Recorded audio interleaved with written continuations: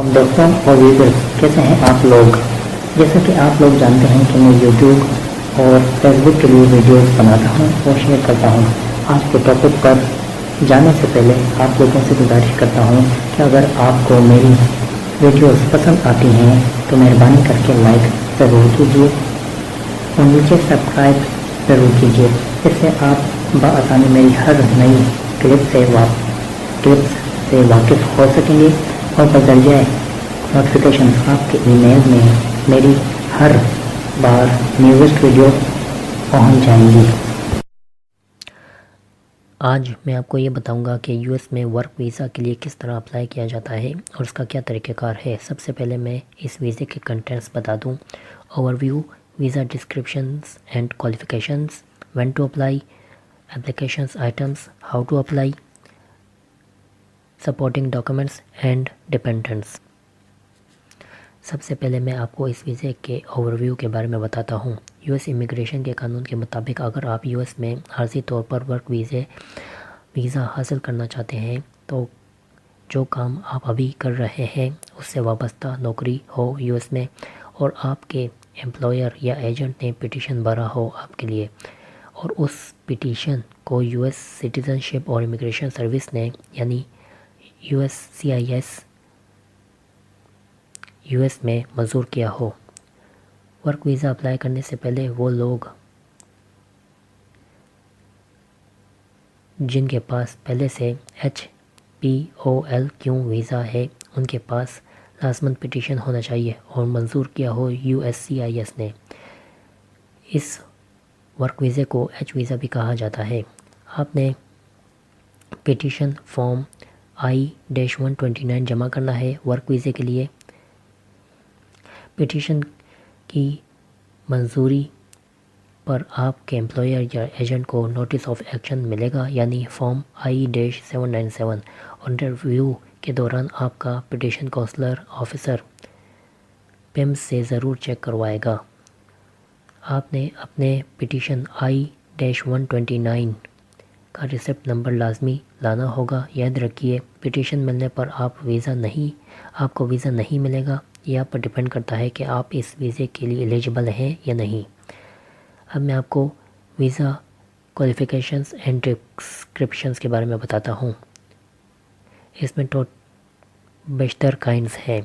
पहले मैं आपको H-1B यानी स्पेशलिटी ऑक्यूपेशन वीज़ा के बारे में बताता हूँ। अगर आप यूएस आना चाहते हैं किसी प्री अरेंज प्रोफेशनल नौकरी पर तो आप H-1B वीज़ा के लिए अप्लाई कर सकते हैं। इसके लिए आपकी तालीम कम से कम बैचलर हो या उससे ज़्यादा हो और नौकरी के मुताबिक हो यानी फील्ड, और इस वीज़े का मवाजना USCIS करेगी कि तालीम इस नौकरी के मुताबिक है या नहीं और आप इस नौकरी को कर सकते हैं या नहीं। आपके एम्प्लॉयर आपकी नौकरी की फ़ाइल डिपार्टमेंट ऑफ लेबर में जमा करेगा। अब मैं आपको H-1B1 treaty based temporary work visa के बारे में बताता हूँ। अगर आपने फ्री ट्रेड एग्रीमेंट साइन किया है, किसी चाइल्ड एंड सिंगापुर परमिट के अंडर क्वालिफाई किया है या किया हो और आपको चिलियन एंड सिंगापुर सिटीजन्स मिली हो तो आप यूएस में आर्जी वर्कर के तौर पर काम कर सकते हैं और इस पर सिर्फ मेन एप्लीकेंट को वीज़ा मिलेगा।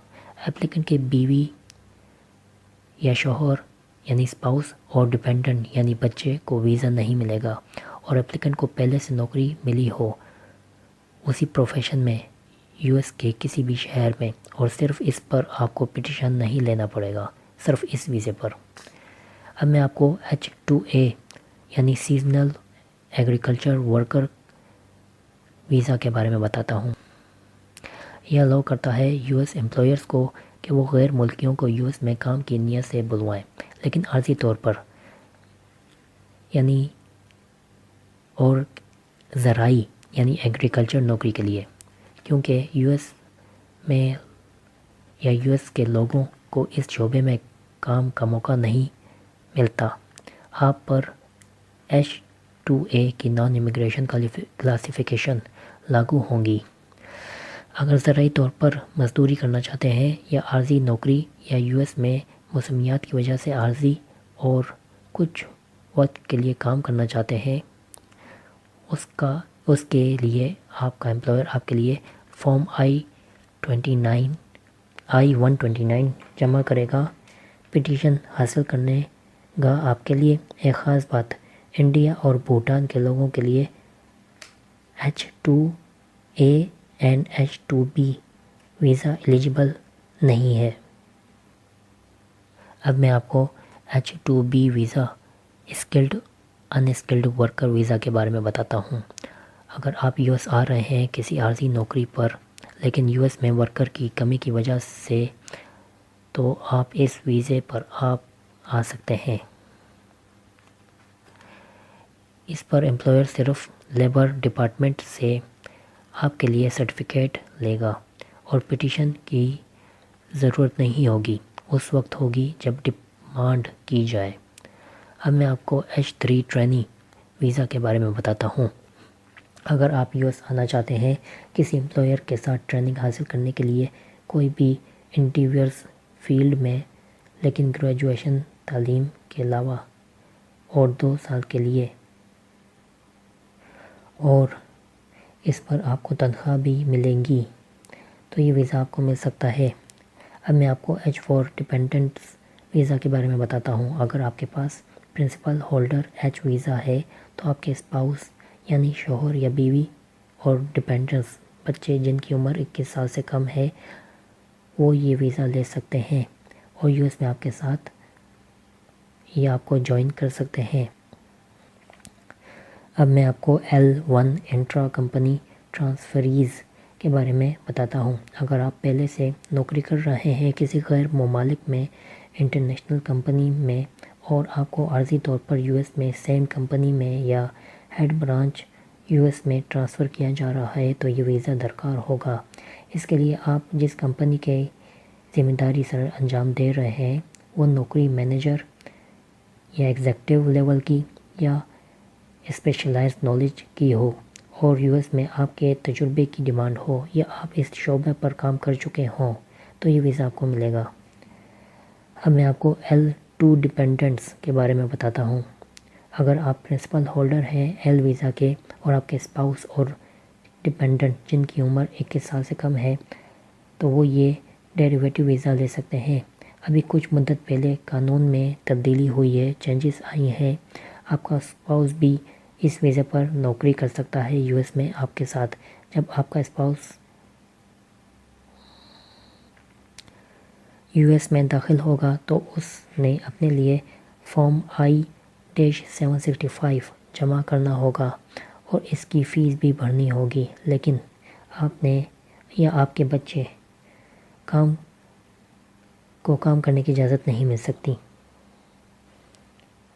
اب میں آپ کو او ویزا کے بارے میں بتاتا ہوں۔ یہ او ویزا ان کے لیے ہوتا ہے جن کے پاس کوئی ایکسٹرا آرڈنری خوبی ہوتی ہے، سائنس، آرٹس اور ایتھلیٹکس میں یا کسی ٹی وی پروڈکشن میں کام کیا ہو اس خوبی پر۔ اب میں آپ کو پی یعنی آرٹسٹ اور انٹرٹینر ویزا کے بارے میں بتاتا ہوں۔ یہ ویزا ایتھلیٹس، انٹرٹینر، آرٹسٹ اور اسینشل اسپورٹ پرسنل کے لیے ہوتا ہے۔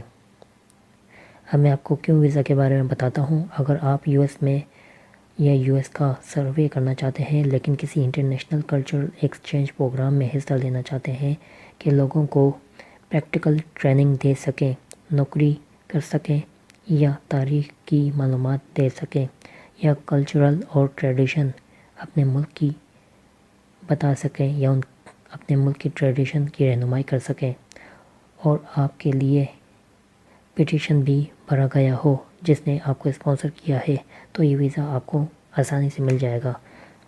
اب میں آپ کو وین ٹو اپلائی کے بارے میں بتاتا ہوں۔ آپ کی نوکری سے 90 دن پہلے آپ نے اپنے لیے HLOPQ ویزاز کے لیے درخواست جمع کرنی ہوگی اور اس کا جواب 90 دن کے اندر آتا ہے اور یہ آپ کے فارم I-797 پر لکھا ہوگا۔ آپ جب بھی آپ آنا چاہتے ہیں یہ یاد رکھیں کہ فیڈرل ریگولیشن کے مطابق صرف نوکری سٹارٹ ہونے سے 10 دن پہلے آپ یو ایس آ سکتے ہیں۔ اب میں آپ کو اپلیکیشن آئٹمز کے بارے میں بتاتا ہوں۔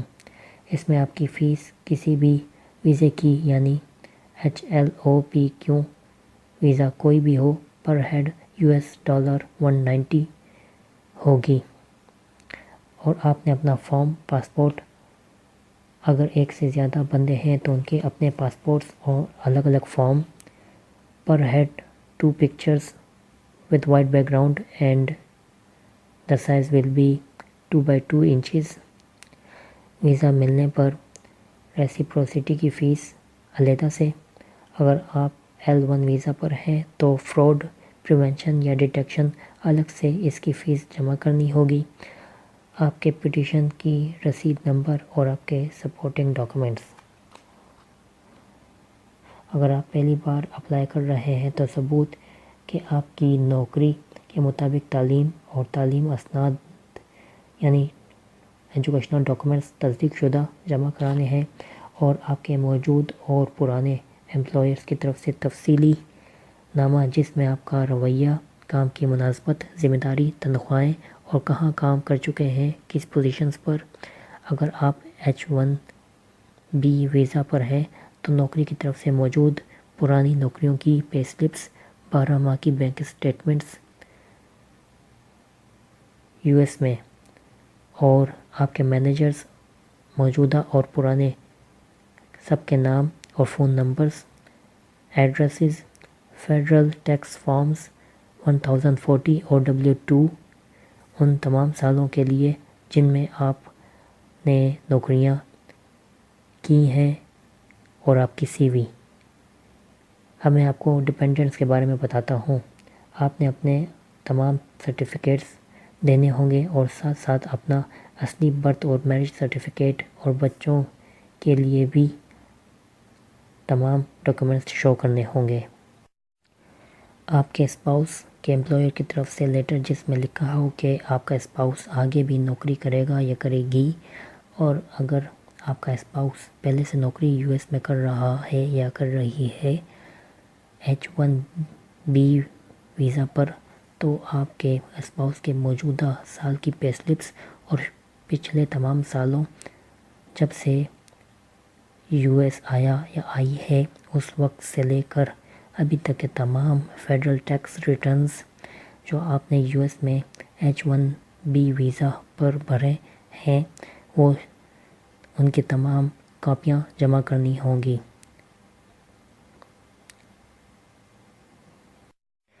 اب میں آپ کو ہاؤ ٹو اپلائی ویزا کے بارے میں بتاتا ہوں۔